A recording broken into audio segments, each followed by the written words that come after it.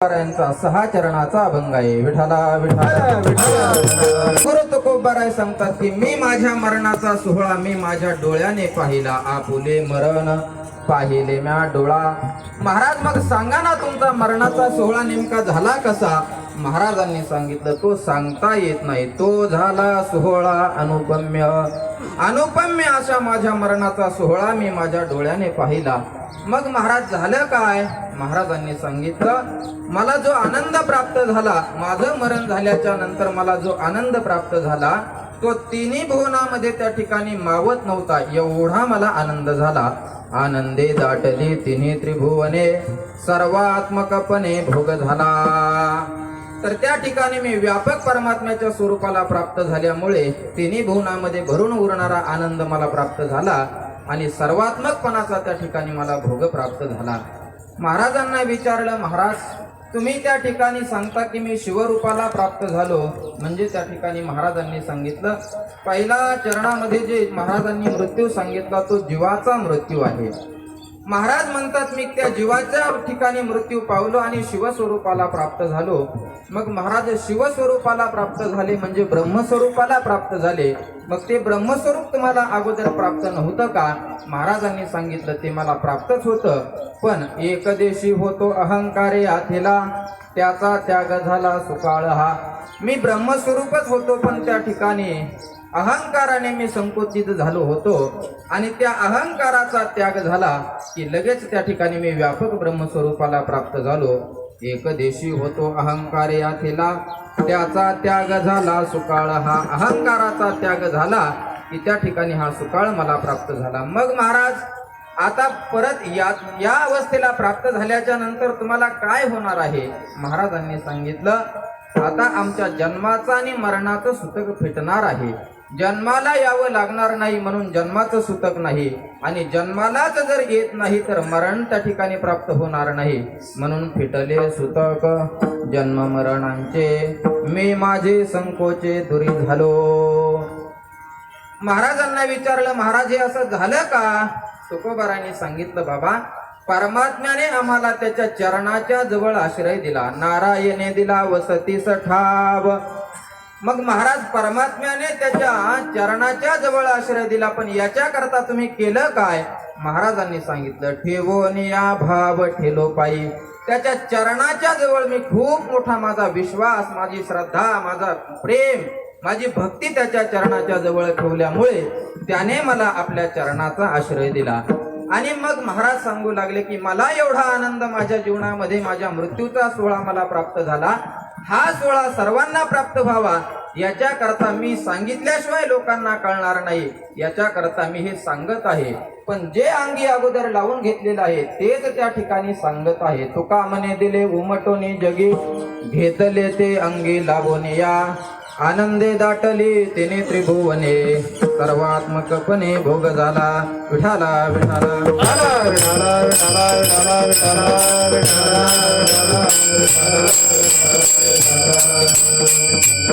असा अभंगाचा शब्दशः अर्थ मी आपल्या समोर व्यक्त केलेला आहे. सज्जनांनो, ज्या निमित्ताने आज आपण या ठिकाणी उपस्थित आहोत ते निमित्त सर्वांना ज्ञात आहे.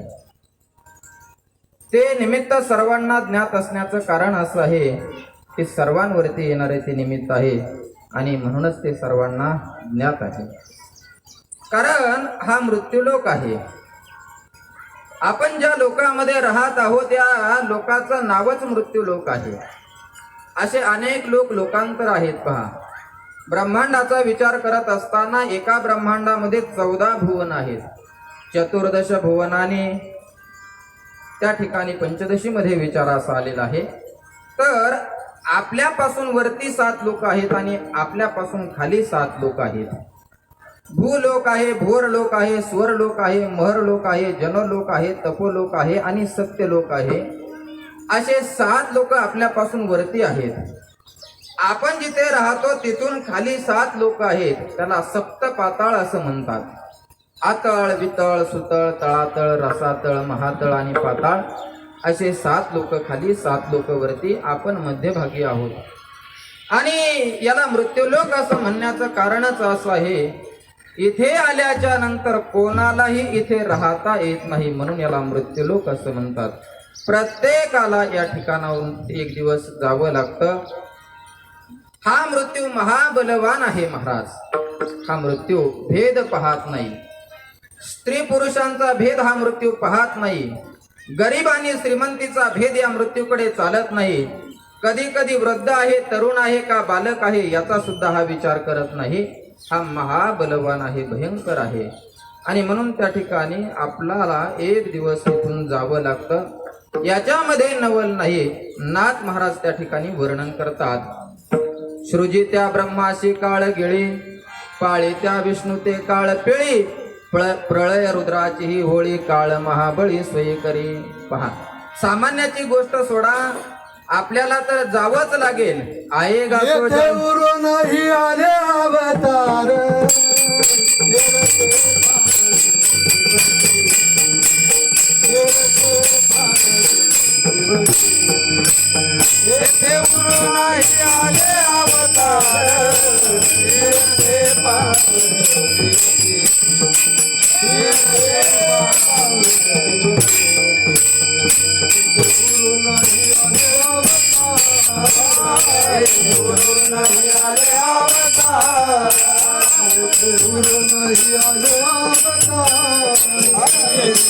नाही आले अवतार, इथं नाही गुरु आले अवतार, येरते पामर जीव किती. ज्या ठिकाणी नाथ महाराजांची ओवी मी आपल्यासाठी सांगत होतो, ज्या ब्रह्मदेवाने या विश्वाची निर्मिती केली महाराज, त्या ब्रह्मदेवालाही इथे राहता येत नाही. ऐक नाही, जो परमात्मा या ठिकाणी या विश्वाचं पालन पोषण करतो, पोषितो जगासी एकला तो. पण जो परमात्मा या विश्वाचं भरण पोषण करणारा विष्णू आहे, तर पाळी त्या विष्णू ते काळ पिळी, त्याला सुद्धा ठेवलं नाही. परमात्म्याला काय अशक्य आहे महाराज? अशक्य ते तुम्हा नाही नारायणा. परमात्म्याला सर्व काही करता येतं महाराज. कर्तुम अकर्तुम अन्यथा कर्तुम संपन्न असणारा परमात्मा आहे. पहा, हा परमात्मा त्या ठिकाणी रावणाचा वध करता त्याला येतो, रावणाचाही हा परमात्मा वध करतो. हा परमात्मा हिरण्यकश्यपूचा वध करतो, हेही परमात्म्याला जमतं महाराज. परमात्म्याला हेही करता येतं. समुद्रावरती त्या ठिकाणी दगडाचा पूल बांधता येतो, हेही परमात्म्याला त्या ठिकाणी करता येतं. परमात्म्याला अगदी लहानपणामध्ये काग बग रिठा सारख्या दैत्यांना त्या ठिकाणी मारता येतं. काग बग रिठा मारिले बाळपणी, अवघी दैत्य खाणी बुडवली. परमात्म्याला हे सुद्धा करता येतं महाराज.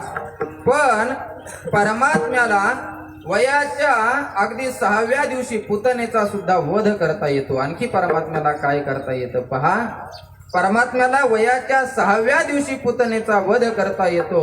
पण त्या परमात्म्याला हे शरीर घेऊन इथे राहता येत नाही. येथ नाही गुरु आले अवतार, येरते पामर जीव किती. ऐक नाही, म्हणून आपण या ठिकाणी राहण्याचा प्रयत्न करायचा नाही. आपण इथले पाहुणे आहोत, आपण इथले मालक नाही आहेत, आपण इथले पाहुणे आहोत. एक नाही, पाहुणा म्हणजे 4 दिवसाचा असतो, 4 दिवसाचा असतो. तेव्हा खरं म्हणजे हे नवल आहे महाराज. या मृत्यू लोकामधलं हे नवल आहे. प्रत्येकाला या ठिकाणावरून जायचं आहे, म्हणजे प्रत्येकाला मरायचं आहे.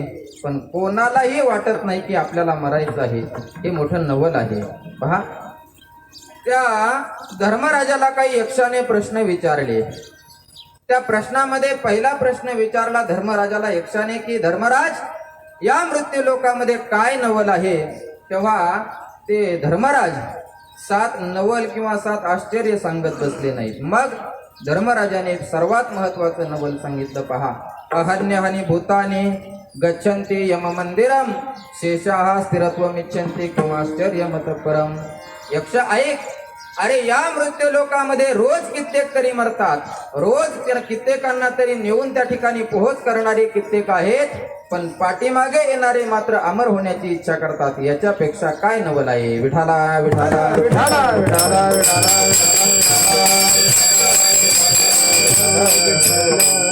लक्षात घ्या, आपण जरी मृत्यूला विसरलेलो असलो तरी मृत्यू आपल्याला विसरलेला नाही. आपण त्या ठिकाणी महाराज मृत्यूला विसरलेलो आहोत. आपल्याला वाटत नाही आपण मरणार आहोत, पण तरी सुद्धा मनुष्य एवढ्या विश्वासाने जगतात, एवढ्या विश्वासाने जगतात महाराज. पाठीमागच्या चिंतनामध्ये, भविष्याच्या चिंतनामध्ये वर्तमान त्या ठिकाणी काळ वायाला घालवतात. पण आपल्या हातामध्ये जो वर्तमान काळ आहे हाच खरा आहे, मागचंही खरं नाही आणि पुढचं सुद्धा खरं नाही, एक नाही. म्हणून त्या ठिकाणी तुकोबारांनी सांगितलं, बाबा मोठं नवल आहे, आश्चर्य आहे, काही सांगता येत नाही. केव्हा माणसाला कधी जावं लागेल हे सांगता येत नाही.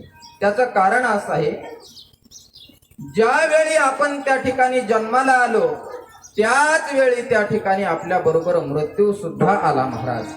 उपजली या पिंडा मरण सांगाते, उपजते मरते सविचिते. तुकोबारांनी वर्णन केलं की उत्पन्न झाल्याबरोबर हा मृत्यू आपल्या त्या ठिकाणी पाठीमागे लागतो महाराज, पाठीमागे.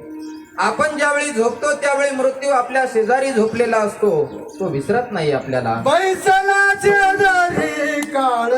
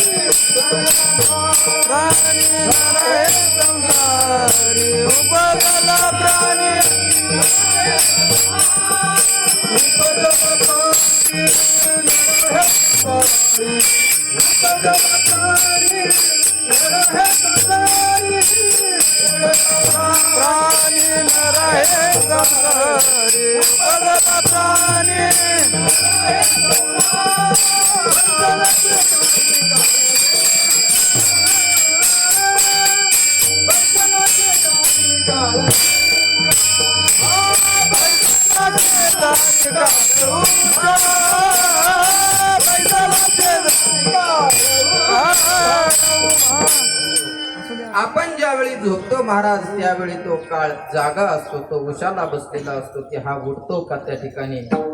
आपण ज्यावेळी झोपतो त्यावेळी मृत्यू झोपतो महाराज. आपण ज्यावेळी उठतो त्यावेळी सुद्धा मृत्यू आपल्या बरोबर असतो. आपण ज्यावेळी देवपूजा करतो त्यावेळी तो सुद्धा आपल्या अगदी शेजारी बसलेला असतो. तो नाही देवपूजा करत, पण पाहतो हा मन लावून देवपूजा करतो का काय, नेमकं काय हे पाहतो तो.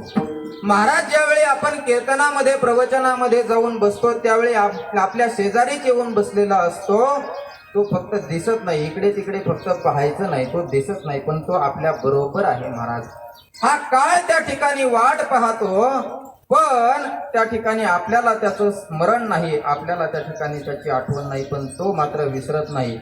मग तो त्या ठिकाणी कसा वाट पाहतो, तुकोबारांनी वर्णन केलं. घडी घडी काळ वाटयाचे पाहे, अजून किती आहे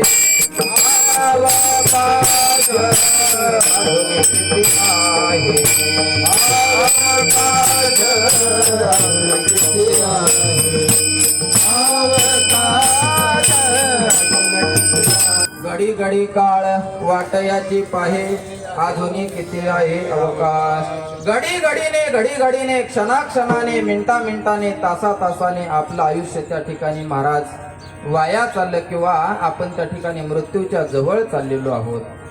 आपला कोणत्याही वस्तूची ज्यावेळी उत्पत्ती होते त्यावेळी तिचा जो प्रवास असतो हा विनाशाच्या दिशेने प्रवास असतो, लक्षात घ्या.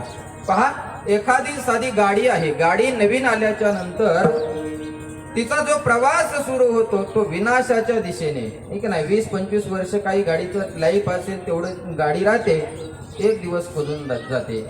म्हणजे तसं आपण ज्यावेळी उत्पन्न झालो त्याच वेळी आपला जो प्रवास आहे हा महिन्याने वर्षाने त्या ठिकाणी काळाच्या जवळ चाललेलो आहोत महाराज आपण. पण आपण मात्र असं म्हणतो की काळ जवळ आला, काळ जवळ येत नाही, आपण काळाच्या जवळ जातो. पण असं आहे महाराज, ज्ञानोबारांनी सांगितलं की या मृत्यू लोकाचं उपराट वर्म आहे.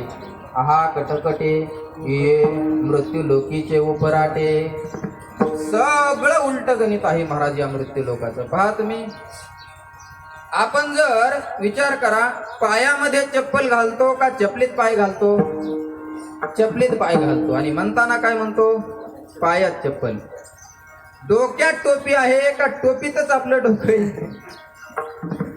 टोपीतच डोकं आहे ना. पण आपण काय करतो त्या ठिकाणी? उलटा. सगळा कारभार मृत्यू लोकाचा उलटा आहे महाराज.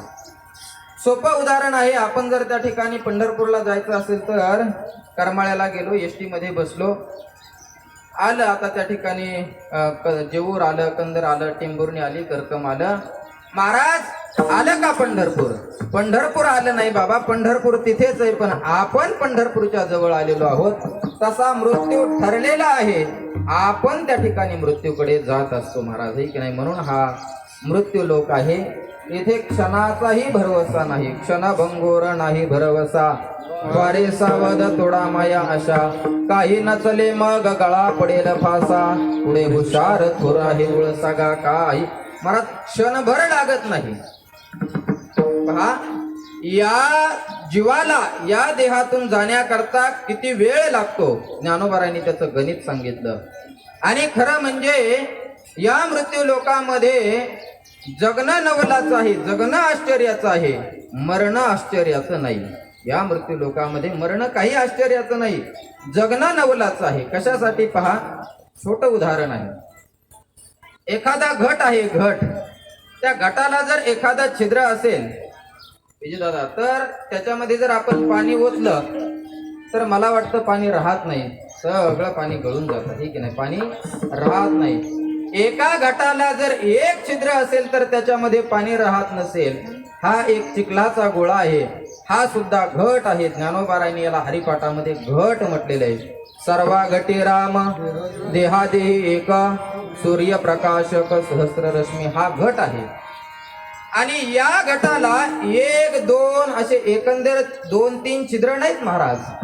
मग आपण 9 छिद्र आहेत, 9.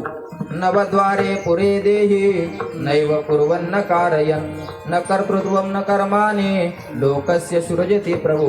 एक नाही, भगवान गीतेमध्ये असं बोलतात. एकंदर 9 छिद्र आहेत. पा शरीरांच्या 9 छिद्रम व्याधिग्रस्तम कलेवरम औषधम जान्नवे तोयम वैद्यो नारायणो हरिही. 9 छिद्र असताना आतापर्यंत आपल्या जीवाने याच्यामध्ये दम धरला, म्हणजे ही नवलाची गोष्ट आहे. काचेचं भांड फुटण्यामध्ये नवल नाही, काचेचं भांड टिकण्यामध्ये नवल आहे. महाराज, आमच्या वडिलांनी 25 वर्षापूर्वी काचेचं भांड घेतलं. महाराज, आमच्या आजोबाने हे काचेचं भांड घेतलं. बापरे बापरे, आणि ते आज फुटलं. याच्यामध्ये काही नवल नाही बाबा, ते फुटणारच होतं, पण आतापर्यंत टिकलं, याच्यामध्ये नवल आहे. कारण याला वेळ लागत नाही. या जीवाला या देहातून जाण्यासाठी किती कालावधी लागतो, ज्ञानोबारांनी त्याचं मोजमाप सांगितलं. पहा, आपल्याला तास, 2 तास, अर्धा तास, 15 मिनिटं, 20 मिनिटं असं काही लागत नाही. ज्ञानोबारांनी सांगितलं. पहा, उदाहरणाने ज्ञानोबारांनी त्याचं मोजमाप सांगितलं. एखाद्या हातामध्ये त्या ठिकाणी लोण्याचा गोळा घ्यावा आणि भडभड करणाऱ्या अत्यंत प्रज्वलित झालेल्या अग्नीमध्ये तो लोण्याचा गोळा फेकावा. तो वितळण्यासाठी जेवढा काल लागतो तेवढा काल त्या ठिकाणी महाराज तेवढ्याच कालामध्ये हा जीवात्मा देहाला सोडून निघून जातो. दुसरं उदाहरण ज्ञानोबारांनी दिलं. माशी पाक पाकडे तो हे सरे. माशीला पंख फडफड करण्यासाठी जेवढा कालावधी लागतो तेवढाच कालावधी त्या ठिकाणी आपल्या या जीवातून देहातून जीवाला जाण्यासाठी लागतो. आता माशीला पंख फडफड करण्यासाठी जो काल लागतो, हे काय काल आहे का महाराज? हा काय मोजमाप आहे का? हे मोजमाप नाही, पण काहीतरी सांगावं लागेल म्हणून ज्ञानोबारांनी ते मोजमाप सांगितलं. उदाहरण सांगतो म्हणजे आपल्या लक्षात येईल. पहा, आता कोरोनाचा कालावधी असल्यामुळे शाळा काही सगळ्या शाळा ऑनलाईन झाल्या, आमचे कीर्तन प्रवचन ऑनलाईन झाले, सगळा काल असा ऑनलाईन काल झाला महाराज. मग एका विद्यार्थ्याला एका शिक्षकाने सगळ्या विषयामध्ये 0 0 0 0 0 मार्क दिले. 0 0 मार्क दिल्याच्या नंतर तो घरी आला. ते आपले तो मुलगा आपलं मार्कशीट घेतला आणि घरी आला. आता सगळ्या विषयामध्ये 0 0 मार्क पाहिल्याच्या नंतर बापाला किती आनंद झाला असेल, किती आनंद झाला असेल महाराज. आपल्या मुलाची काय कर्तृत्व आहे की आपल्या मुलाने सगळ्या विषयामध्ये 0 0 मार्क पाडले. पण दोष आपल्या मुलाकडे देत नाहीत महाराज पालक, दोष शिक्षकाकडे. त्याला राग आला शिक्षकाचा, अरे आम्ही एवढे फी भरतो, अंक करतो, तमक करतो, तरी माझ्या मुलाने काहीच केलं नाही, म्हणजे तुम्ही लक्ष देत नाहीत. अरे शिक्षक शिकवतच असतात, पण मुलाचंही काही काम आहे ना.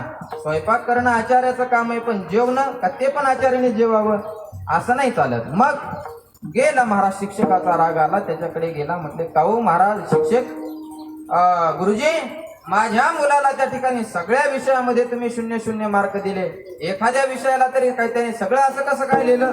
त्यांनी सांगितलं, तुम्हाला खरं सांगू का काका, तुम्ही राग येऊ देऊ नका, खरं म्हणजे 0 देण्या इतक्या सारखा लायकीचं नाही, त्याच्यापेक्षा कमी दिले असते, पण त्याच्यापेक्षा कमी देता येत नाहीत म्हणून तेवढे दिले. विठाला विठाला विठाला विठाला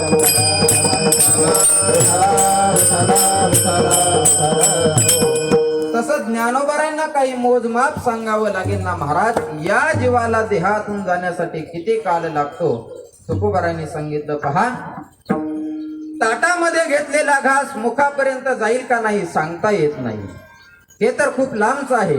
मग तुकोबारांनी याच्या पुढे जाऊन सांगितलं, पहा की आपण एखादा घास चावला आहे, पण चावलेला घास घशाच्या खाली जाईल किंवा बाहेर येईल सांगता येत नाही. ग्रास गिळी सत्ता ते नाही,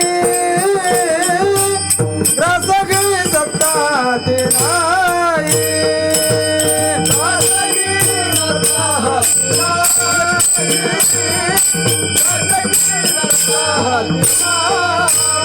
क्षणभंगुर हे जायन कळता, ग्रास गिळी सत्ता ते नाही, ग्रास गिळी सत्ता ते नाही, क्षणभंगुर हे जायन कळता.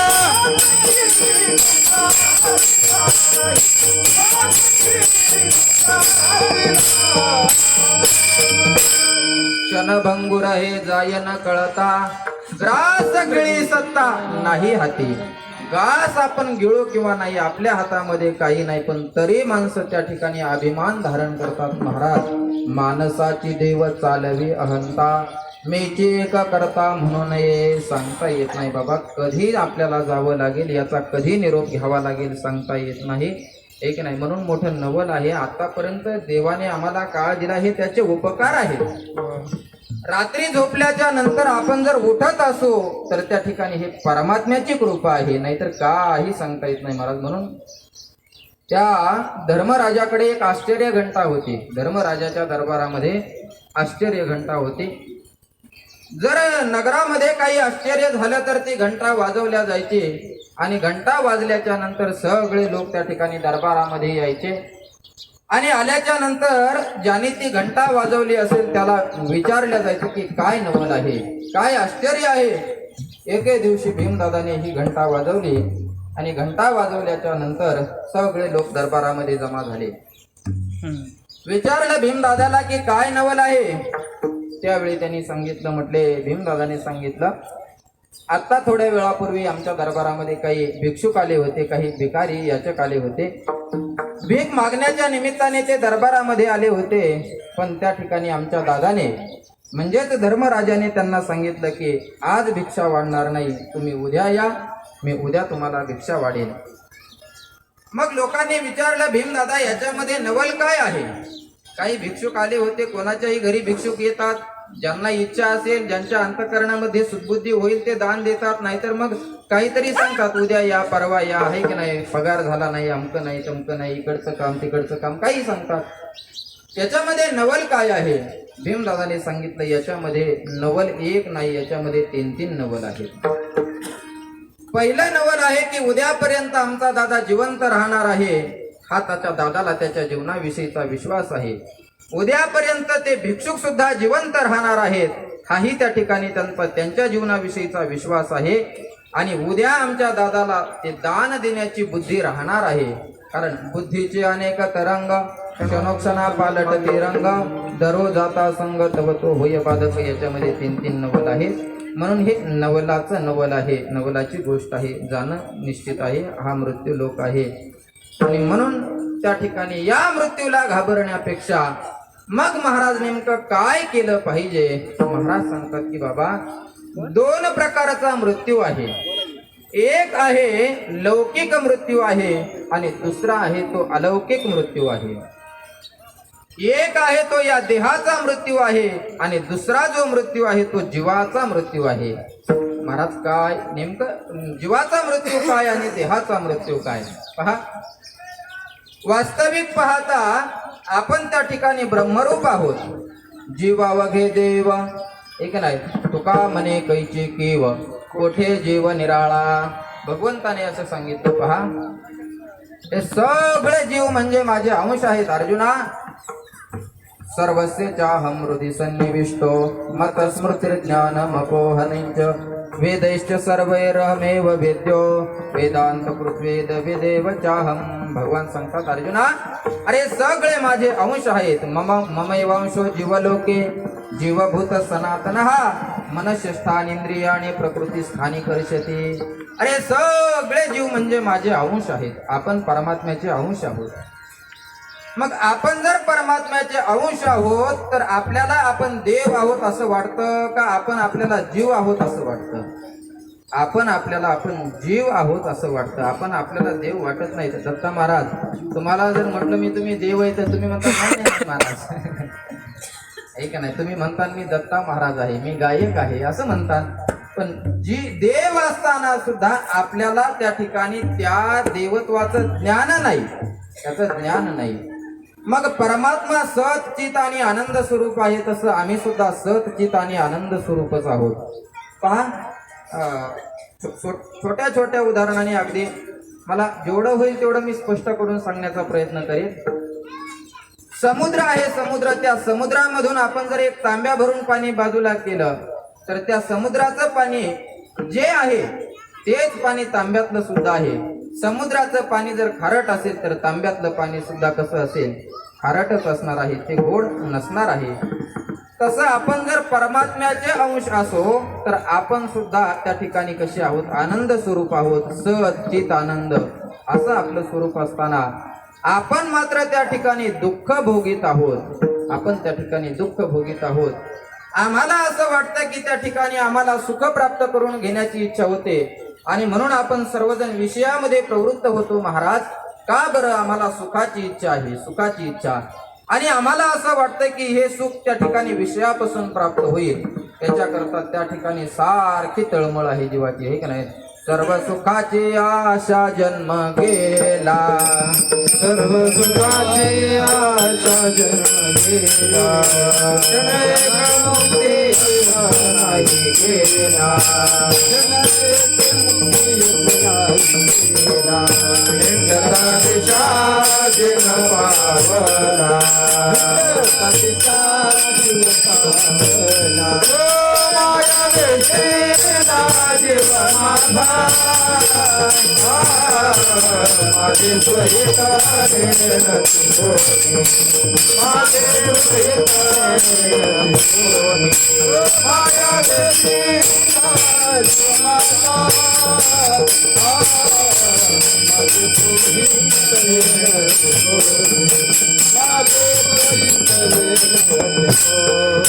सर्व सुखाची आशा जन्म गेला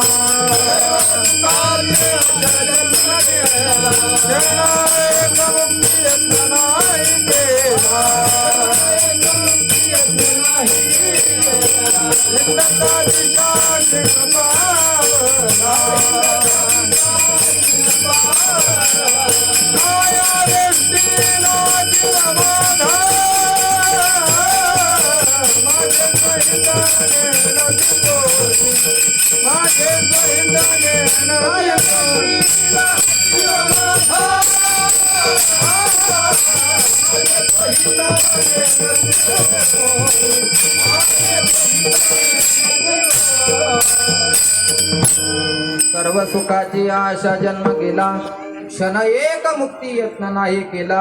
हिंडता दिशाशी न पावला माया वेष्टीला जीव माझा. म्हणजे आम्हाला असं वाटतं की हे सुख त्या ठिकाणी विषयाच्या माध्यमातून प्राप्त होणार आहे. पण हे विषयामध्ये प्राप्त होणार नाही. ते आमचं स्वरूप आहे. म्हणजे त्या ठिकाणी पहा म्हणून आपल्याला कोणाला आपण देवरूप आहोत असं वाटत नाही. म्हणून आपण आनंदी आहोत. आपण सचित आनंद स्वरूप असताना आम्हाला त्याचं ज्ञान नाही. हीच गोष्ट नाथ महाराजांनी एका अभंगामध्ये सुंदर सांगितले. नाथाच्या घरचे उलटीच कोणा, पाण्याला मोठी लागली तहान. काय अर्थ आहे महाराज याचा? पाण्याला मोठी लागली तहान म्हणजे काय? नाथ महाराज वर्णन करतात, अरे बाबा माझ्या मालकाच्या दरबारातली काय उलटी खून आहे. उलटी काय खून आहे? म्हटले पाण्याला मोठी लागली तहान, पाण्याला तहान लागली. पहा आता नाथ महाराज काही खोटं बोलणं शक्य नाही. खोटं बोलणं काम तुमचं आमचं आहे महाराज. याची टोपी त्याच्या डोक्यावर, त्याची टोपी त्याच्या डोक्यावर, सगळ्याच्या टोप्या आपल्या डोक्यावर. हे खोटं बोलणं, पदोपदी माणसं खोटं बोलतात महाराज. पदोपदी, पावला पावलाला खोटं बोलतात. नाथ महाराज असं म्हणतात पाण्याला मोठी लागली तहान म्हणजे नेमकं काय? याचा अर्थ काय? व्यवहारामध्ये त्या ठिकाणी जर आपल्याला तहान लागली तर आपण काय करतो? काय करतो आपण? बोला ना. पाणी पितो ना. तहान लागली तर काय करतो? पाणी पितो. म्हणजे तृषा निवृत्ती हे पाण्याचं स्वरूप आहे. तृषा निवृत्ती हे पाण्याचं स्वरूप आहे. मग त्या पाण्याला कशी तहान लागेल? एक नाही, आमचे वैकुंठवासी गुरुवरी भाऊंच्या मुखामध्ये नेहमी वाक्य असायचं, अरे तहान लागल्याच्या नंतर कोणी किती जरी श्रीमंत असला तरी कोण तूप पितं का? तूप पिऊन चालत नाही. तहान लागल्याच्या नंतर पाणीच प्यावं लागतं. मग नाथ महाराज असं म्हणतात की बाबा पाण्याला मोठी तहान लागली. याचा अर्थ काय? याचा अर्थ वैकुंठवासी गुरुवरी भाऊ 3 प्रकाराने सांगत होते. पहा, पहिला अर्थ असा आहे की आपण सुखरूप असताना आम्हाला असं वाटतं की या विषयापासून सुख प्राप्त होईल. आम्हाला त्या विषयापासून 5 विषय सांगितले आपल्याला, शब्द, स्पर्श, रूप, रस आणि गंध. या 5 विषयामध्ये आम्ही त्या ठिकाणी सुख शोधण्याचा प्रयत्न करत आहोत, पण ते सुख त्या ठिकाणी प्राप्त होणार नाही. सुखच पाहिजे असेल, सुखाचा शोध घ्यायचा असेल तर आपल्याला आतमध्ये घ्यावा लागेल. तैसे हरपले आपण पे पावे, तै संता ते पाहता की वसावे, मनवणे वानावे ऐकावे त्याची सदा. सोपं उदाहरण आहे महाराज. जी वस्तू जिथे हरपली असेल ती तिथे सापडेल का? अशोक महाराज दुसरीकडे सापडेल? जिथे हरपली असेल तिथेच शोधावी लागेल. एका आजीची सुई हरपली. ती गोधडी शिवता शिवता शिवता घरामध्ये गोधडी शिवत होती आणि गोधडी शिवता शिवता सुई हरपली. हरपल्याच्या नंतर ती शोधू लागली, पण अंधार होता घरामध्ये. एक जण मुलगा आला, म्हणला आजी काय बघता अंधारामध्ये, काय तास पडता? म्हणलं बाळा माझी सुई हरपली, त्या सुईचा शोध घेते. मग आजी उजेडामध्ये शोध घ्या ना. उजेडामध्ये शोध घ्या म्हटल्याच्या नंतर त्या आजीबाईने काय केलं महाराज, घरामध्ये जी होती ती दारामध्ये आली आणि त्या अंगणामध्ये पुन्हा सुई शोधू लागली. दुसरा एक मुलगा आला, आजीबाई काय हरपलं? म्हणले बाळा अरे माझी सुई हरपली, गोधडी शिवत होते, सुई हरपली. मग आजी कुठे हरपली? म्हणले घरामध्ये. आणि मग तुम्ही बाहेर का शोधता? म्हटले बाळ तुझ्यासारखा एक हुशार मुलगा मगाशी आला आणि त्याने मला सांगितलं आजी अंधारामध्ये सापडणार नाही, उजेडामध्ये शोधा. घरामध्ये तर अंधार आहे म्हटले, म्हणून बाहेर आलेली इथं सुई शोधते. विठाला विठाला विठाला विठाला विठाला विठाला. म्हणजे जिथे हरपला असेल तिथेच शोधावं लागेल, तेव्हा ते प्राप्त होईल. आम्हाला सुख पाहिजे आहे. मग हे सुख, हरपलेलं सुख आतमध्ये आहे, हरपलेलं आतमध्ये आहे. आम्ही मात्र बाहेर शोधण्याचा प्रयत्न करत आहोत. याचा अर्थ सुखरूप असणारा जीव पुन्हा त्या ठिकाणी विषय सुखाची इच्छा करतो, म्हणजे पाण्याला मोठी लागली तहान. पहिला अर्थ. दुसरा अर्थ गुरुवरे भाऊ असा सांगत होते की बाबा जो साधक आहे, जो मुमुक्षु आहे, जो जिज्ञासू आहे, जो या प्रपंचाला लाथ मारून त्या ठिकाणी परमात्मा प्राप्ती करता जो निघालेला आहे, तो सुद्धा कसा आहे? ब्रह्मरूपच आहे. तो सुद्धा ब्रह्मरूप असताना सुद्धा तो पुन्हा मोक्ष सुखाची इच्छा करतो, म्हणजे पाण्याला मोठी लागली तहान. दुसरा अर्थ. तिसरा अर्थ असा होता, परमात्मा म्हणजेच सुख आणि सुख म्हणजे परमात्मा. एक नाही, परमात्मा म्हणजे सुख आणि सुख म्हणजेच परमात्मा. सुख आणि परमात्मा, देव याची नावं वेगळी. हे 2 नावं आहेत, सुख वेगळं आणि देव नाव वेगळी आहेत, पण वस्तू मात्र एकच आहे. म्हणून सुख जर पाहिजे असेल तर तुकोबारांनी सांगितलं बाबा तुम्हाला काय करावं लागेल? तुम्हाला देव आपलासा करावा लागेल. ते नेविना जीवा सुख नोये.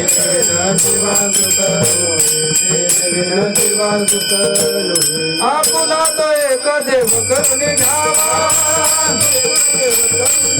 आपुला तो एक देव करून घ्यावा. देविना जीवा सुख होय.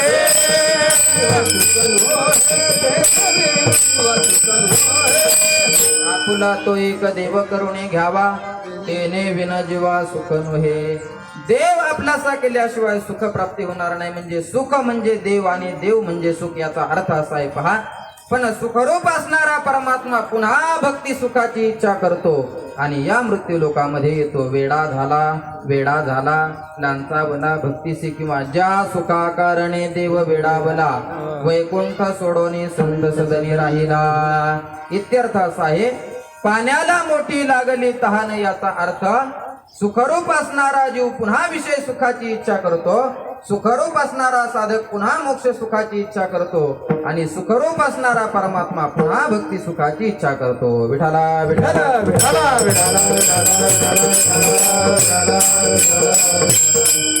म्हणजे आपण सगळे देव स्वरूप आहोत महाराज. आपण इथपर्यंत आलेलो आहोत. आपण देव स्वरूप आहोत. पण आम्हाला आम्ही देव आहोत असं वाटत नाही, तर आम्हाला आम्ही जीव आहोत असं वाटतं. आम्हाला आम्ही जीव आहोत असं वाटतं आणि म्हणून त्या ठिकाणी आम्हाला जन्म मरण का भोगावं लागतं, तर आम्हाला त्या ठिकाणी आम्ही अभिमान धारण केला. आम्ही मुक्तच आहोत. मुक्त होता परी बळे झाला बद्ध वेवोनिया छंद माझे माझे. आपण मुक्त आहोत पण आम्ही त्या ठिकाणी मी माझं असं म्हणून त्या ठिकाणी बद्धतेला प्राप्त झालेलो आहोत. आणि मग या देहाला आल्याच्या नंतर, या नरदेहाला आल्याच्या नंतर आम्हाला एक मृत्यूचा सोहळा पाहायचा आहे. तो म्हणजे जीवाचा मृत्यू झाला पाहिजे.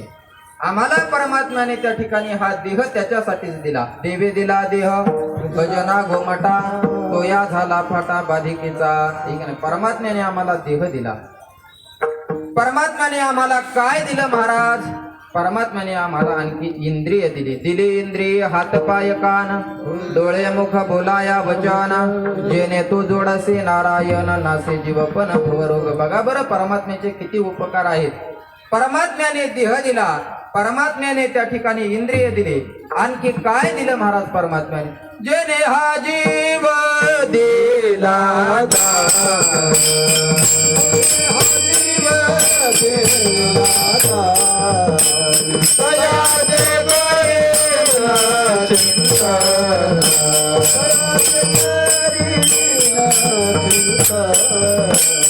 जगजीवन नारायण जगजीवन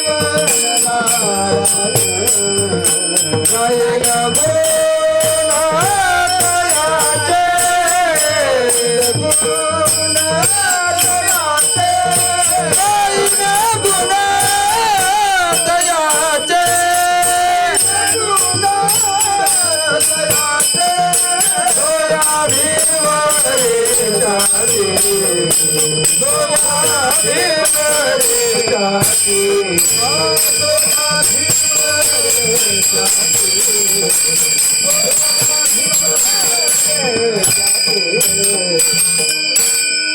जेने हा जीव दिला दान तयाचे करीन चिंतन जगत जीवन नारायण गायीन गुण तयाचे. परमात्म्याने आम्हाला दिलं काय काय हे पा. देह दिला, इंद्रिय दिली आणि परमात्म्याने आम्हाला जीव दिला. आता जीव म्हणजे काय आणि देह म्हणजे काय हे पहा. हे जे आहे ना हे दिसतं आम्हाला, याला देह असं म्हणतात. आणि याच्यामध्ये जे आहे ज्याच्यामुळे आम्ही एकमेकाशेजारी बसतो बोलतो चालतो, याच्यामध्ये जीव आहे म्हणून आपण त्या ठिकाणी 2 पायाने चालतो. ज्या दिवशी जीव जाईल त्या दिवशी 8 पायाने चालावं लागतं. हा त्याचा अर्थ आहे.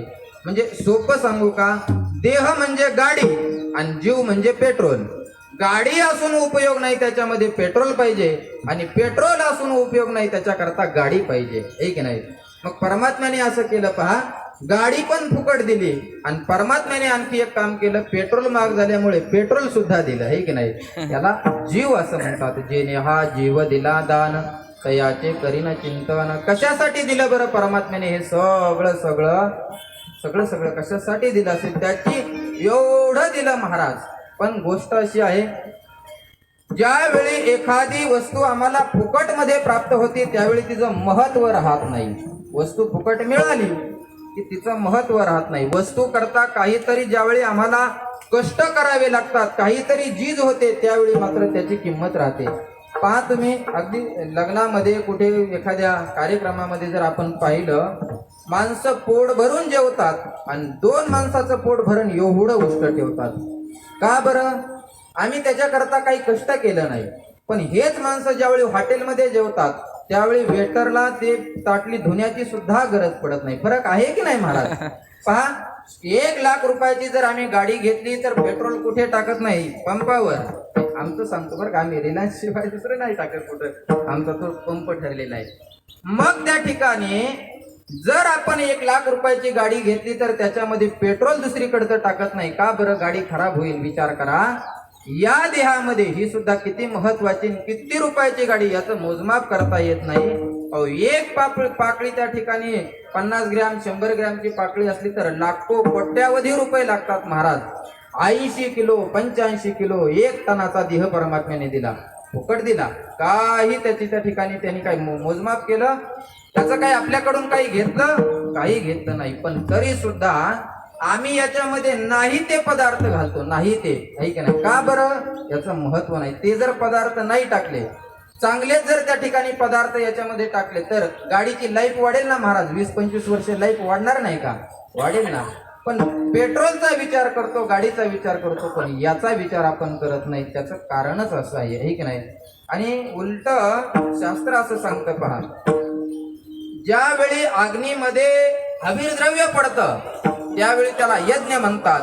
आणि त्याच अग्नीमध्ये नाही ते पदार्थ पडले, जे पडू नये ते पदार्थ पडले, तर त्याला कोणी यज्ञ म्हणेल का? कोणी यज्ञ म्हणणार नाही. आपण जेवण करत असताना जठराग्नी आहे, या यज्ञशिष्टा शिनसंतो, आहे की नाही? मुच्यंते सर्व किल्बिषयी. आम्ही त्या ठिकाणी म्हणतो ब्रह्मार्पणम, ब्रह्म हवीर, ब्रह्माग्नौ, ब्रह्मणाहुतम. हा जठराग्नी आहे. या जठराग्नीमध्ये जर सात्विक पदार्थ पडले तर तो रोज आपला यज्ञ आहे. आणि नाही ते पदार्थ पडले तर मग ते वाया गेलं, ते काही उपयोगाचं नाही, आहे की नाही? तर आपण इथपर्यंत आलो आहोत की या परमात्म्याने आम्हाला हे सगळं दिलं. इंद्रिय दिली, जीव दिला, देह दिला. कशासाठी दिला? देवे दिला देह, भजना गोमाटा, तो या झाला फाटा बाधिकेचा. तर या जीवाने आपली प्राप्ती करून घ्यावी हीच त्या परमात्म्याची याच्याकडून अपेक्षा आहे. का बरं? इतर देहामध्ये आणि या देहामध्ये फरक काय असेल तर हाच फरक आहे महाराज. जे ज्ञान या देहामध्ये आहे, अनेक हे ज्ञान नाही कोठे, अनेक हे ज्ञान नाही कोठे, याचे देही घडे देवाचे भजन. अनेक हे ज्ञान नाही कोठे, अनेक हे ज्ञान नाही कोठे, अनेक हे ज्ञान नाही कोठे. याचे देही घडे देवाचे भजन. अनेक हे ज्ञान नाही कोठे, अनेक हे ज्ञान नाही कोठे, अनेक हे ज्ञान नाही कोठे. याची देही घडे देवाचे भजन, अनेक हे ज्ञान नाही कुठे. पहा, तुकोबारायांचे शब्द किती मोजून त्या ठिकाणी प्रत्येक शब्दाला खूप महत्व आहे. तुकोबाराय बोलतात, याची देही घडे. याची देही म्हणत असताना नरदेहाकडे तुकोबारायांनी बोट केलं आणि अनेक हे ज्ञान नाही कुठे. हे ज्ञान म्हणत असताना आत्मविद्या, अध्यात्मविद्या, तत्वविद्या किंवा ब्रह्मविद्या असं त्या ठिकाणी तुकोबाराय सांगतात. अनेक हे ज्ञान नाही कुठे. हे ज्ञान कोठे आहे महाराज? कोठे सुद्धा नाही. इतर देहामध्ये, या देहामध्ये सगळ्या गोष्टीचा जर विचार केला तर समसमान आहेत. पहा, आम्ही झोपतो, आम्हाला झोपल्याच्या नंतर जो आनंद प्राप्त होतो तोच आनंद पशु पक्ष्यांना सुद्धा तोच आनंद प्राप्त होतो. आम्ही खातो, आम्हाला खाल्ल्याच्या नंतर जो आनंद प्राप्त होतो तोच आनंद पशु पक्ष्यांना सुद्धा होतो. पहा, एखादा मनुष्य गादीवरती झोपला आणि एखादा पोत्यावरती झोपला. आता गादी आणि पोत याच्यामध्ये जरी फरक असला तरी झोपेमध्ये फरक आहे का? आता महाराज गादीवर झोपला त्याची झोप वेगळी, त्याचं सुख वेगळं, पोत्यावर झोपला त्याचं सुख वेगळं, असं होईल का? असं होत नाही. पहा, जोपर्यंत जागा आहे तोपर्यंत हा म्हणेल मी पोत्यावर आहे, तो म्हणेल मी गादीवर आहे. एकदा का दोघं झोपी गेले, हा म्हणणार नाही मी पोत्यावर आणि तो म्हणणार नाही मी गादीवर आहे, की नाही? म्हणजे झोपेचा आनंद सारखा आहे. तसं पशु पक्ष्यांना आम्हाला जो आनंद झोपेने प्राप्त होतो तोच त्यांना प्राप्त होतो. आम्हाला खाल्ल्याच्या नंतर जो आनंद प्राप्त होतो पशु पक्ष्यांना सुद्धा गाई म्हशींना हिरवा चारा खाल्ल्याच्या नंतर तोच आनंद प्राप्त होतो. विचार करा. पण जे ज्ञान परमात्म्याने या देहामध्ये घातलं ते ज्ञान इतर देहामध्ये नाही. इतर देहामध्ये ज्ञानच नाही असं नाही. इतर देहामध्ये कदाचित आपल्यापेक्षा खूप ज्ञान आहे महाराज, खूप ज्ञान आहे.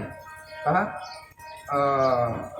ज्यावेळी एखादा मोठा दरोडा पडतो, मोठी चोरी होते आणि मग मोठी चोरी झाल्याच्या नंतर CID, इन्स्पेक्टर, PSI आदी आदी करून सगळं पोलीस दल थकतं, दमतं, हातबल होतं. ज्यावेळी चोराचा तपास लागत नाही त्यावेळी एक पथक बोलावलं जातं. त्याला काय म्हणतात? इकडे पहा, इकडे काय झाले? विठाला विठाला विठाला विठाला विठाला विठाला विठाला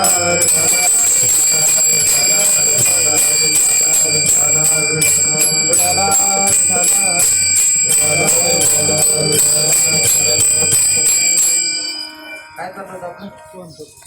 श्वान पथक. हा वा, नाही तर बरे म्हणले ना कीर्तन चाललं होतं. असे सावधान होय श्रोता, किंवा नामदेव महाराज म्हणतात सावधान श्रोता भेटणं हे अवघड आहे. सावधान श्रोता भेटत नाही. श्रोते तर भरपूरच असतात पण श्रोता भेटणं अवघड असतं. तेव्हा ज्यावेळी दरोडा होतो, चोरी होती, त्यावेळी पोलीस दल फक्त दमत, त्यावेळी कोणतं पथक बोलवलं जातं? श्वान पथक, म्हणजे कुत्र.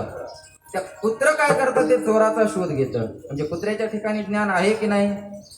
जर ज्ञान नसतं तर त्याला शोध लागला असता का? पण जे काम पोलिसाला जमलं नाही, म्हणजे माणसाला जे जमलं नाही ते कोणी केलं? कुत्र्याने. ज्ञान आहे महाराज, ज्ञान नाही असं म्हणता येत नाही. काही म्हशी गाया असतात पण मालकालाच त्या ठिकाणी धार देतात, दुसऱ्याला देत नाही, आहे की नाही? काही बैल आहेत, मालकाला सोडू देतात, दुसऱ्याला सोडू देत नाहीत. म्हणजे त्याचा अर्थ त्यांच्या ठिकाणी ज्ञान आहे. पूर्वीचा काळ असा होता की ज्यावेळी पाहुणे घरी येत त्यावेळी पाहुणे आल्याच्या नंतर मग जर घरी दूध नसलं तर मग काय करावं? कपाचा कान धरावा. कपाचा कान धरला का त्याला शेजारणीकडे घेऊन जायचं आणि मग म्हणावं एवढं उष्ण द्या. महाराज हे उष्ण पासणं राहिलं नाही महाराज. काय काळ झाला होता महाराज. आता ज्यावेळी पाहुणे येतात ना त्यावेळेस शेजारणीकडे जाण्याची गरज नाही, कुठेही गेलं तरी दूध पिशवी मिळते.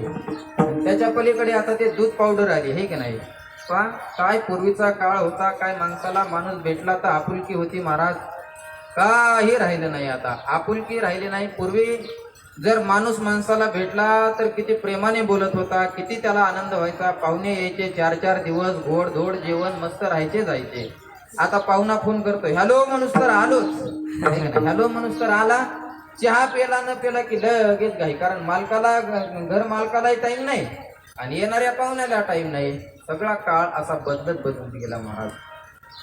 पूर्वी असं काय माणसं एकमेकाला प्रेमाने भेटायचे. आता काय करतात माणसं? माणूस माणसाला भेटला की मोबाईल काढतो आणि त्या ठिकाणी लगेच त्याच्यामध्ये बोट चाळत बसतो. म्हणजे माणसाने माणूस भेटल्याच्या नंतर मोबाईल खिशामध्ये घालावा आणि माणसाबरोबर बोलावं. पण माणूस माणसाला भेटला की माणसाला खिशात घातल्यासारखा करतो, मोबाईल बरोबर बोलतो. विठाला विठाला विठाला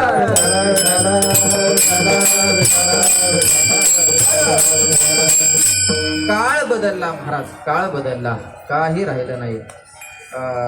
दत्त महाराज चहाचं मशीन, त्याच्यानंतर चपात्याचं मशीन, भाज्याचं मशीन, सारं मशीन. महाराज एक 10-5 वर्षामध्ये असं एक मशीन येणार आहे. दत्त महाराज बघा, घ्यायचं असलं तर खरेदी करायला लावून ठेवा. माणूस आला पाहुणा, त्याला चहा द्यायचा नाही, पाणी द्यायचं नाही, त्याला नाश्ता नाही, जेवण नाही. पाहुणा उचलायचा असा मशीन मध्ये टाकायचा. चहा पाणी नाश्ता जेवण पान खाऊनच पाहुणा बाहेर निघला पाहिजे. पण मी म्हणतो बरं आहे महाराज, पाहुणा आत टाकावा लाईट जावा मग खरा पाहुणाचा पाहुणचार आहे. विठाला विठाला विठाला विठाला विठाला विठाला विठाला विठाला. कपाचा कान धरला महाराज. पाहुणे आल्यामुळे शेजारणीकडे गेली. शेजारणीकडे गेल्याच्या नंतर तिने दूध दिलं, पण रोज रोज रोज रोज वैतागली महाराज. शेजारी म्हणले काय भाऊ, म्हणले ही असा असा ताप देऊ नका म्हटले तुम्ही रोज रोज. आजच्या दिवस हे दूध घेऊन जा, परत येऊ नका म्हटले उद्यापासून. राग आला महाराज त्याला असा राग आला. पाहुणे गेले आणि पाहुणे गेल्याच्या नंतर त्या मंडळीने आपल्या मालकाला सांगितलं, म्हणले काही करा पण या पहिलं मांजराचं काहीतरी करा. रोज रोज मांजर दूध देते आणि मग पाहुणे आले की शेजारी जावं लागतं. मग महाराज त्याला असा राग आला. म्हणला 25 वर्ष झालं म्हणला मी टेन्शन देत नाही, मांजर टेन्शन देत. काहींना कळलं घरी गेले. असं टेन्शन आलं महाराज त्याला. मग महाराज मांजर गोणीमध्ये टाकलं आणि लांब शेळगावला नेऊन सोडलं. जवळ सोडायचंच नाही, लांब सोडलं. येता येता इथे त्या ठिकाणी चहा मित्र भेटला, चहा पाणी करीत बसले. घरी गेला, हातपाय धुतो न धुतो तोच दारात मी आले. आता मी आले म्हणायला मांजर महाराज तिने काय पत्ता विचारला का कोणाला? पत्ता विचारला नाही तरी सुद्धा बरोबर घरी आली. याचा अर्थ ज्ञान आहे, पण हे ज्ञान आत्म उद्धाराचं साधन नाही. तर जे ज्ञान या नरदेहामध्ये आहे अनेक हे ज्ञान नाही कोठे. हे ज्ञान नाही ते ज्ञान असून उपयोग नाही, तर हे आत्मविद्या. म्हणून ब्रह्मविद्या म्हणजे वैकुंठवासी गुरुनाम गुरु रंगनाथ महाराज परभणीकर गुरुजी सांगायचे, बाबा आत्मविद्या म्हणजेच मरणमारी विद्या. मरणमारी म्हणजे मरणाला मारून टाकणारी विद्या म्हणजे आत्मविद्या आहे. तेव्हा परमात्म्याने या विद्येच्या प्राप्ती करता आम्हाला हे सगळं दिलं. देह दिला, इंद्रिय दिली, सगळं दिलं. मग या नरदेहाला प्राप्त होऊन आम्ही काय केलं पाहिजे महाराज? तेच केलं पाहिजे, हे की नाही? तेच केलं पाहिजे. नाही तर या नरदेहाचं मोठं महत्व आहे महाराज. किती महत्व आहे? वैकुंठवासी गुरुनाम गुरु रंगनाथ महाराज परभणीकर गुरुजी सांगायचे, बाबा आपण जर बैलाकडे पाहिलं तर आपण बैल होत नाही. आपण घोड्याकडे पाहिलं तर आपण घोडा होत नाही. आपण कुत्र्या मांजराकडे पाहिलं म्हणजे आपण कुत्रा मांजर होत नाही. पण आपण जर देवाकडे पाहिलं देव झाल्याशिवाय राहत नाही. विठाला विठाला विठाला विठाला विठाला विठाला विठाला. देव पहावया गेलो तेथे देवाची होऊन ठेलो. अरे देव पाहायला गेलो पण त्या ठिकाणी मी स्वतःच देव झालो, असं तुकोबारायांचं वचन आहे. म्हणजे या देहाला आल्याच्या नंतर ही आमची जबाबदारी आहे, हे आमचं कर्तव्य आहे. काही गोष्टी नरदेहाला आल्याच्या नंतर झाल्याच पाहिजेत असं नाही, पण काही गोष्टी जर झाल्या नाही तर काही उपयोग होत नाही महाराज. लाब्ध्वा विद्या राजमान्या ततकिम प्राप्ता संपदो भवाड्या ततकिम भुक्त्वा नारी सुंदरांगिनी ततकिम येन स्वात्मा नैव साक्षात्कृतो बोध. पहा, आम्हाला बंगला बांधायची इच्छा आहे, पण नाही जमलं पत्र्यात राहता येईल, नाही जमलं तर कूड घेऊन राहता येईल, नाही जमलं तर पाल ठोकून राहता येईल, त्याने काही बिघडत नाही महाराज. आम्हाला गाडी घेण्याची इच्छा आहे पण नाही जमलं, ऐक नाही, पायी जाता येईल, सायकलवर जाता येईल, एसटीला हात करून जाता येईल, कोणाला हात करून जाता येईल, काही बिघडत नाही. पण नरदेहाला आला आणि गाथा ज्ञानेश्वरी जर न वाचता मेला तर व्यर्थ गेला. विठाला विठाला विठाला विठाला विठाला. पहा, विचार करा. गुरुजी खूप सुंदर सांगायचे. पहा, आम्ही आत्ता कडबा खात नाहीत का पुढे कडबा खाणार नाहीत, गुरुजींचे वाक्य आहेत महाराज. आणि गुरुजी म्हणजे वेदांतातले सिंह. आमचं परम भाग्य महाराज, खूप मोठं भाग्य आहे आमच्या.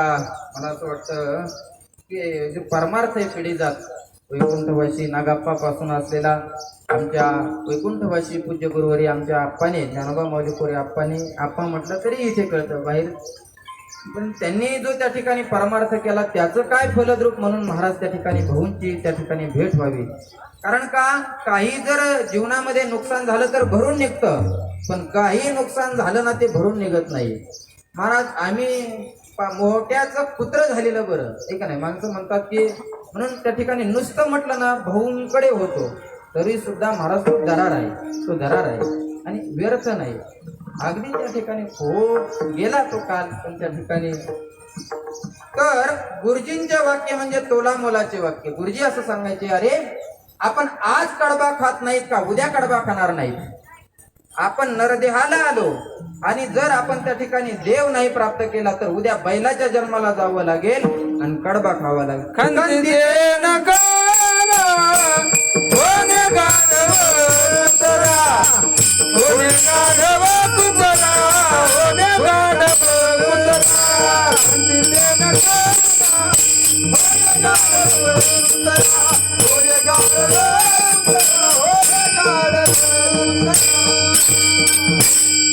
खंतिते न करा होणे गाढव कुतरा.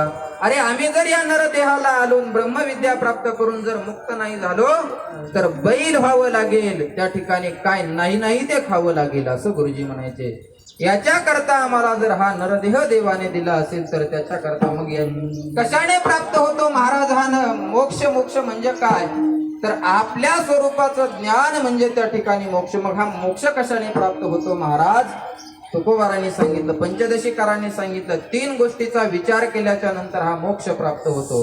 सदा विचारये तस्मात् जगत जीव परात्मनोः. जगत जीव आणि परमात्म्याचा विचार केल्याच्या नंतर त्या ठिकाणी मोक्ष प्राप्त होत असतो. जगद्गुरु तुकोबारांनी त्या ठिकाणी 2 गोष्टीचा विचार सांगितला. सारासार विचार करा वठा उठे, नामधरा कंठी विठोबाचे. जगतामध्ये सार काय आहे आणि असार काय आहे याचा विचार केल्याच्या नंतर त्या ठिकाणी मोक्ष प्राप्त होत असतो. पहा, या जगतामध्ये सार आणि असार अशा 2 गोष्टी आहेत. सार आणि असार. ऐका ऐका ऐका सार आणि असार अशा 2 गोष्टीचं मिश्रण म्हणजे जगत आहे. तर सत चित आणि आनंद हे परमात्म्याचे अंश आहेत आणि नाम आणि रूप हे मायेचे अंश आहेत. हे 5 गोष्टीने युक्त जगत आहे. मग ज्यावेळी आपल्याला सार आणि असार एकत्र आहे, त्याच्यातून जर सार हातामध्ये घ्यायचं असेल तर काही प्रक्रिया करावी लागते.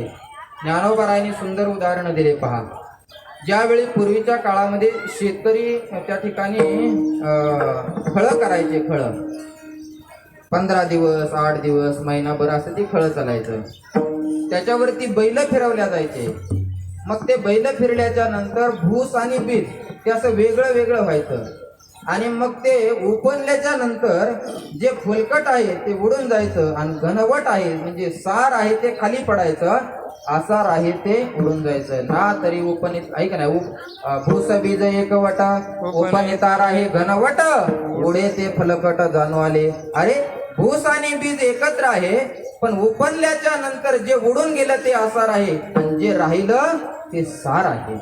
पहा, ज्यावेळी सोनार त्या ठिकाणी त्याला शुद्ध सोनं करायचं असेल त्यावेळी तो जाळतो आणि जाळल्याच्या नंतर जे शुद्ध आहे ते राहतं, अशुद्ध भाग हिंकस भाग जळून जातो. म्हणजे सार तत्व ग्रहण करण्याकरता सोनाराला जाळावं लागलं. सार तत्व ग्रहण करण्याकरता शेतकऱ्याला उपणावं लागलं. आणि ज्ञानोबारांनी आणखी एक उदाहरण दिलं. पहा, तुनी नवनीतात शेगे अनंत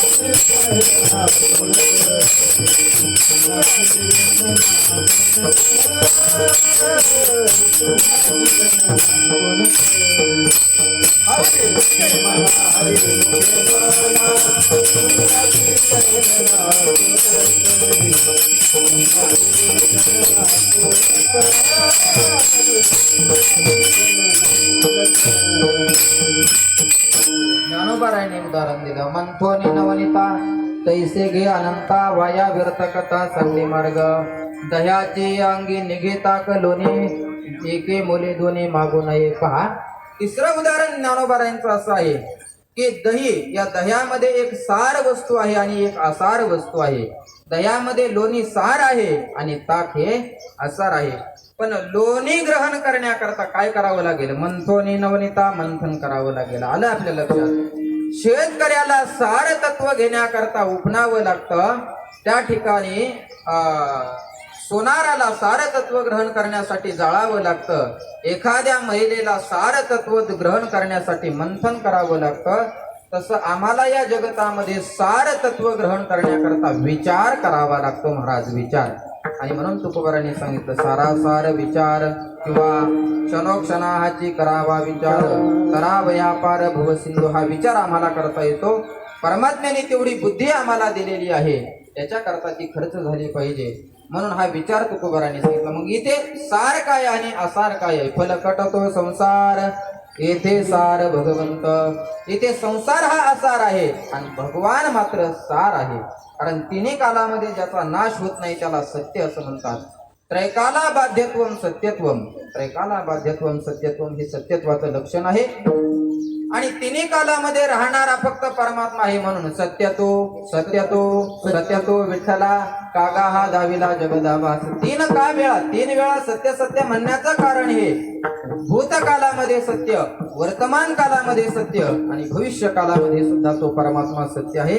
मग हा या सारासारतेचा विचार करत असताना आम्हाला सारतत्व परमात्मा हातामध्ये येण्याकरता आम्हाला विचार करणं गरजेचं आहे.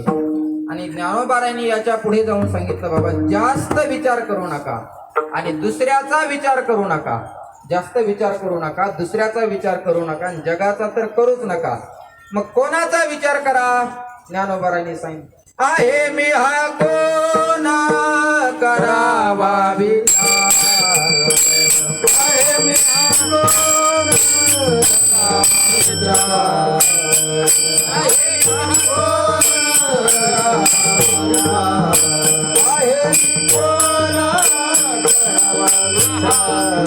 म्हणे ज्ञानेश्वर निवृत्तीचा,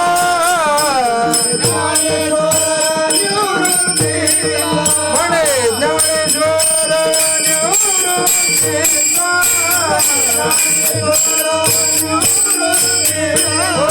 दीप गेल्या वारी कैसाची प्रकाश, दीप गेल्या वारी कैसाची प्रकाश,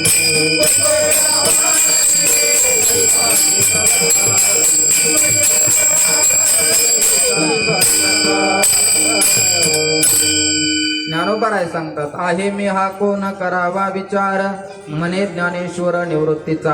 पण हा विचार कधी करा? दीप गेल्यावरी कैसाची प्रकाश. अरे दिवा आहे तोपर्यंत विचार करा. जर दिवा विझून गेल्याच्या नंतर हातामध्ये काही राहणार नाही. तसं जोपर्यंत प्राणज्योत शरीरामध्ये आहे तोपर्यंत विचार करा. जगद्गुरु तुकोबाराय सांगतात, मग मी सुद्धा अशा पद्धतीने विचार केला आणि मग माझ्या लक्षात आलं. काय लक्षात आलं? मी वासुदेव तत्वता, मी वासुदेव तत्वता, कळोलीला विचारिता, कळोलीला विचारिता, आहे ठाव सभाय संता, आहे ठाव सभाय संता, आणि लोकांनी कमागुता गा,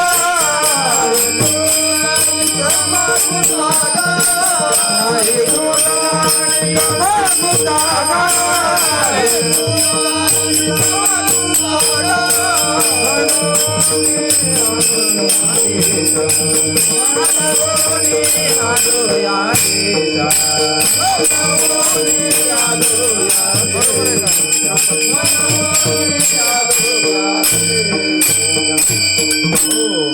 विचार केल्याच्या नंतर तुकोबाराय सांगतात, सद्गुरूंची कृपा मला प्राप्त झाली आणि मग त्या ठिकाणी मी आतापर्यंत स्वतःला जीव जीव जे म्हणत होतो, तर मी आता मी वासुदेव तत्वता, कळो येईल विचारिता, हे माझ्या लक्षात आलं. अरे मी जीव नाही तर चिदानंद रूप शिवोहम शिवोहम, मी सचिदानंद रूप आहे. त्या ठिकाणी माझ्या लक्षात आलं.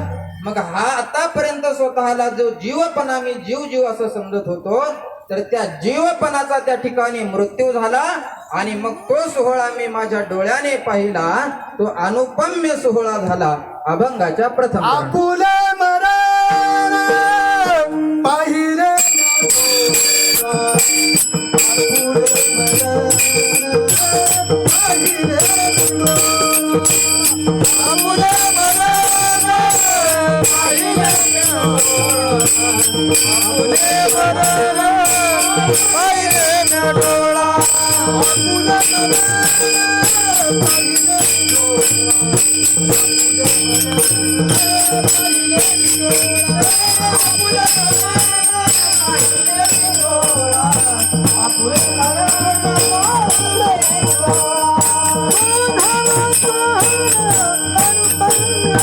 आपुले मरण पाहिले म्या डोळा तो झाला सोहळा अनुपम्य.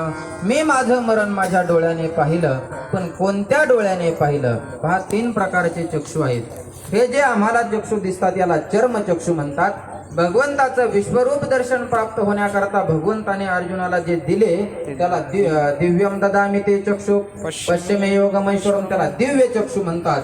आणि परमात्म्याला पाहण्याकरता जे चक्षु लागतात त्याला ज्ञान चक्षु असं म्हणतात. 3 प्रकारचे चक्षु आहेत. तुकोबाराय सांगतात, मी ज्ञान चक्षुने माझा मरणाचा सोहळा त्या ठिकाणी पाहिला. तो झाला सोहळा अनुपम्य. पहा, हे 3 प्रकारचे चक्षु, एक चर्मचक्षु, दिव्य चक्षु आणि ज्ञान चक्षु. ज्ञानोबाराय सांगतात, तोहारे श्रीहरी पाहिला डोळे भरी पाहता पाहणे दुरी सारोनिया. ज्ञानोबाराय सांगतात, मी परमात्म्याला डोळे भरून पाहिलं, पण पाहण्याचं साधन असणारं जे नेत्रेंद्रिय आहेत ते बाजूला सारले आणि त्याच्याशिवायच मी परमात्म्याला पाहिलं. याचा अर्थ त्या ठिकाणी ज्ञान चक्षुने परमात्म्याला पाहिलं. आपुले मरण पाहिले म्या डोळा तो झाला सोहळा अनुपम्य.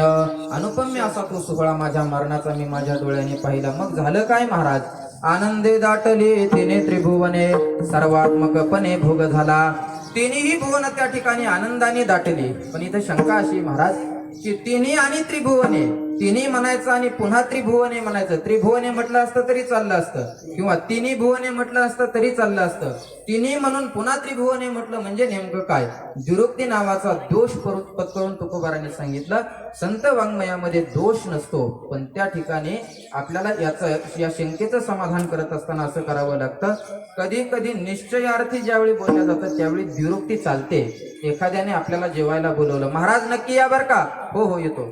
नक्की या बर का? येतो येतो असं ज्यावेळी म्हणतो ना आपण, त्यावेळी म्हणजे निश्चया करता येतो येतो म्हणजे येतोच, काही काळजी करू नका, हे का नाही. निश्चयार्थी द्विरुक्ती चालते, तो दोष नसतो. असं एक.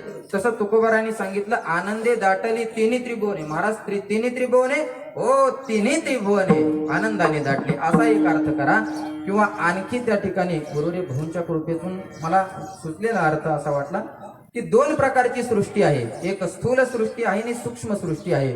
तर स्थूल सृष्टी सुद्धा त्रिभुवनाने त्या ठिकाणी भरून गेली आणि सूक्ष्म सृष्टी सुद्धा त्या ठिकाणी भरून गेली. आनंदे दाटली तिन्ही त्रिभुवने सर्वात्मकपणे भोग झाला. मग आता मी सर्व व्यापक झालो. कसा झालो? अनोरेनो या ठोकडा तुका आकाशा एवढा, हे का नाही. मी आता मोठा झालो, त्या परमात्म स्वरूपाला प्राप्त झाल्यामुळे मी सुद्धा तेवढा व्यापक झालो, हे का नाही. एकदेशी होतो अहंकारे आतिला, त्याचा त्याग झाला सुकाळ हा. महाराज तुम्ही आतापर्यंत मग त्या ठिकाणी परमात्मा स्वरूप झाले म्हणता, मग आतापर्यंत नव्हते का? महाराजांनी सांगितलं होतो, पण मी माझं असं त्या ठिकाणी छंद घेतला आणि त्याच्यापासून मी बाजूला झालो. आता पुन्हा त्याच्यामध्ये जाऊन मिसळलो. म्हणजे समुद्रातून तांब्या भरून बाजूला काढला आणि पुन्हा समुद्रामध्ये नेऊन टाकला. त्याप्रमाणे झालं. एकदेशी होतो अहंकारे आथिला, अहंकाराने एकदेशी झालो होतो, पण त्याचा त्याग झाला की सुकाळ हा, ऐक नाही. मग आता महाराजांनी सांगितलं, फिटले सुतक जन्म मरणांचे, मी माझे संकोचे दुरी झालो. आता मला जन्माला यावं लागणार नाही, आता मला मरावं लागणार नाही, म्हणून माझं जन्म मरणाचं सुतक त्या ठिकाणी फिटलं आणि मी माझं म्हणून त्या ठिकाणी संकोचाने त्या ठिकाणी दूर झालो होतो परमात्म्यापासून. तर मी आता त्या परमात्मा स्वरूपाला प्राप्त झालो. महाराज हे झालं कसं? परम तुकोबारांनी सांगितलं की परमात्म्याने कृपा केली आणि त्याने आपल्या चरणाच्या जवळ मला आश्रय दिला. नारायणे दिला वसती सठाव, ठेवून या भाव ठेलो पायी. महाराज परमात्म्याने तुम्हाला त्याच्या चरणाच्या जवळ आश्रय दिला, पण त्याच्याकरता तुम्ही केलं काय? तुकोबारांनी सांगितलं, त्याच्याकरता मी त्याच्या चरणाच्या जवळ त्या ठिकाणी भाव ठेवून राहिलो. आणि मग तुकोबाराने सांगितलं, बाबा माझ्या जे अनुभवाला आलं, मी माझं जसं मरण पाहिलं तसं मरण प्रत्येकाने पाहावं, याच्याकरता मी माझ्या अंगाला आलेले जे अनुभव आहेत ते उमटून त्या ठिकाणी दाखवत आहे. तुका म्हणे दिले उमटून जगी, घेतले ते अंगे लागून या, आनंदे दाटले तिने त्रिभुवने, सर्वात्मकपणे भोग झाला विठोबा रखुमाई. जय विठोबा रखुमाई, विठोबा रखुमाई.